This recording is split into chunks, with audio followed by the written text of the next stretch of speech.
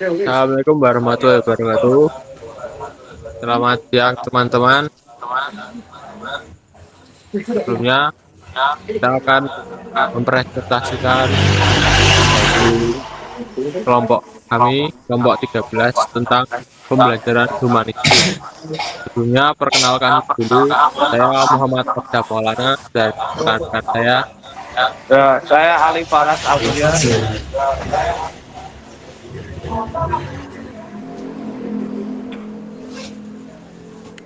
Selanjutnya Saya ada Imam Syarifuddin.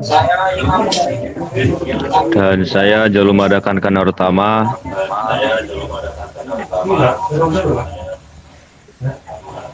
Saya Karida Laksana Putra Dewa dengan NIM 2306040038.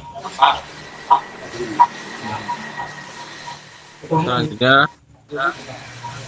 kita akan membahas yang pertama tentang next tentang definisi pembelajaran humanistik dan dimulaikan oleh rekan saya. Ya, di sini saya akan menjelaskan definisi pembelajaran humanistik. Teori humanistik merupakan pendekatan dalam pendidikan yang menekankan pada potensi dan martabat manusia. Beberapa dengan teori psikoanalitik dan behavioristik yang cenderung melihat manusia sebagai makhluk yang pasif dan dikendalikan oleh lingkungan. Teori humanistik percaya bahwa manusia memiliki kemampuan untuk berkembang secara kreatif dan sehat. Beberapa ciri-ciri pembelajaran humanistik adalah memfokuskan pada proses pembelajaran melibatkan aspek kognitif dan afektif, mementingkan pemahaman dan pengetahuan, berikutnya mementingkan sikap dan perilaku. Tidak ada yang bisa mengatur proses belajar setiap individu selain dirinya sendiri. Salah satu manfaat pembelajaran humanistik adalah membantu membangun karakter dan mengubah sikap ke arah positif. Dan kemudian, kritik terhadap teori sebelumnya meliputi psikoanalitik. Teori humanistik mengkritik teori psikoanalitik karena dianggap dehumanizing, memandang manusia sebagai makhluk yang tidak berdaya dan dikendalikan oleh pengalaman masa lalu.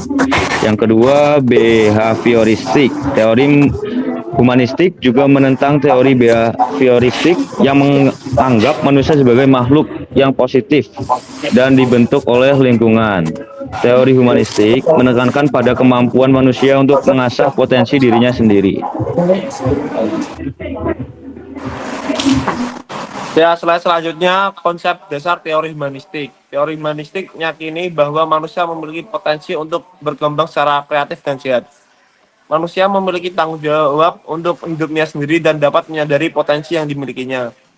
Teori ini menekankan pada pentingnya self-realization, yaitu proses manusia untuk mencapai potensi penuhnya. Selanjutnya, relevansi teori humanistik dalam pendidikan. Teori humanistik sangat relevan dalam dunia pendidikan karena menekankan pada pentingnya memanusiakan manusia. Teori ini mendorong peningkatan kualitas diri manusia dan pengembangan potensi peserta didik. Pendidikan yang humanistik tidak hanya berfokus pada aspek kognitif tetapi juga pada aspek afektif dan psikomotor. Selanjutnya akan dibacakan oleh teman saya.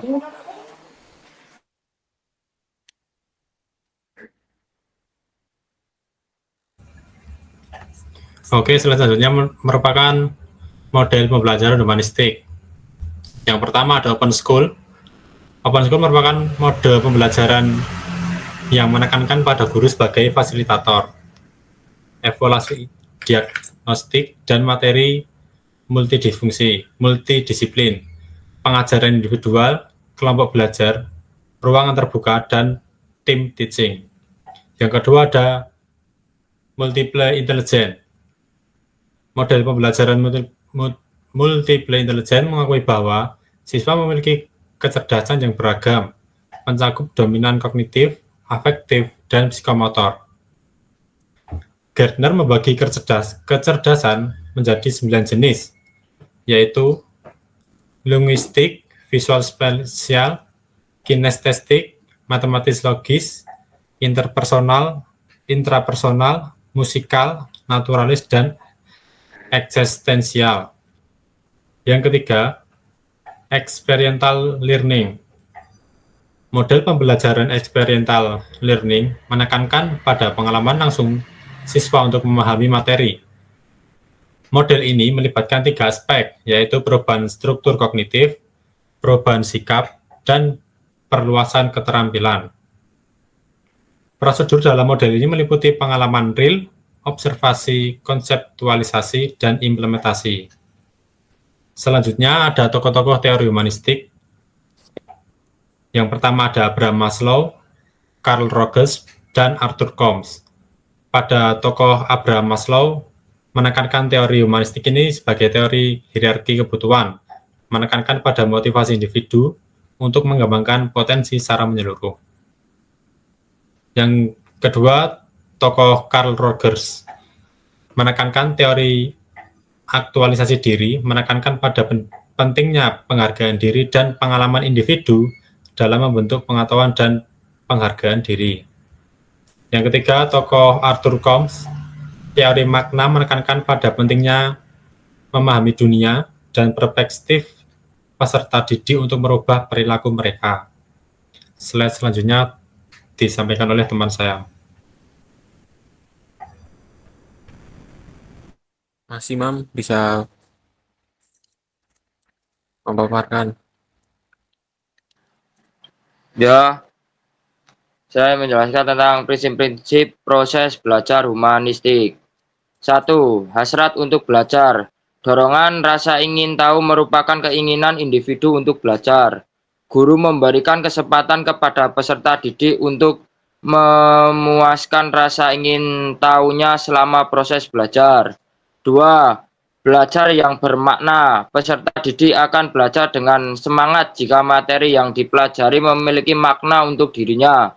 Materi harus relevan dengan kebutuhan dan minat peserta didik. 3. Belajar tanpa ancaman. Proses belajar akan lancar jika bebas dari ancaman atau hukuman. Peserta didik bebas bereksplorasi dan bereksperimen sehingga hasil belajar tersimpan dengan baik di memorinya. 4. Belajar atas inisiatif sendiri. Belajar akan bermakna jika dilakukan atas dasar inisiatif sendiri. Ini menunjukkan motivasi internal yang tinggi pada peserta didik. Peserta didik menjadi lebih bebas, tidak tergantung pada guru dan lebih percaya diri. Penerapan teori humanistik dalam pendidikan. 1. Membangun hubungan guru-siswa. Guru harus membangun hubungan yang positif dan saling menghormati dengan siswa.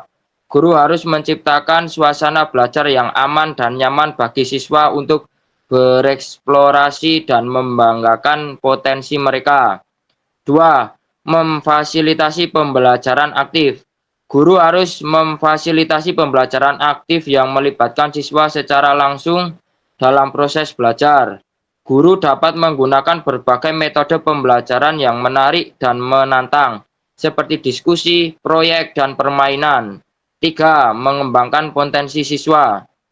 Guru harus memperhatikan dan mengembangkan potensi setiap siswa. Guru dapat menggunakan berbagai strategi untuk mengidentifikasi dan mengembangkan potensi siswa, seperti observasi, tes, dan portofolio. Terima kasih. Selanjutnya ada kesimpulan. Dari kesimpulan pembelajaran humanistik itu, teori humanistik memberikan perspektif yang sangat penting dalam kehidupan di dunia pendidikan.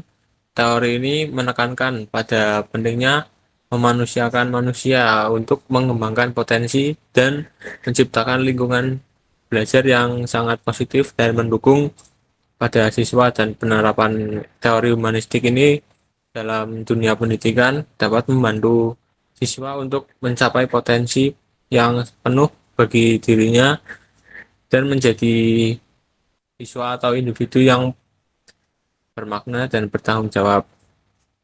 Itu saja yang bisa disampaikan dari kelompok 13 tentang pembelajaran humanistik. Terima kasih. Assalamualaikum warahmatullahi wabarakatuh. Terima kasih. Terima kasih teman-teman.